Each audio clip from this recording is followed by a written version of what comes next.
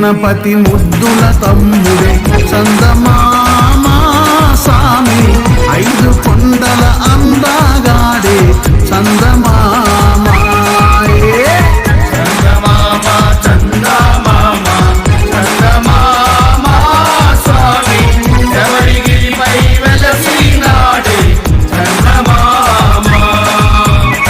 మెడను గంట ధరించినాడే చందమామా సామి, పాము పడగన సేవించాడే చందమామా.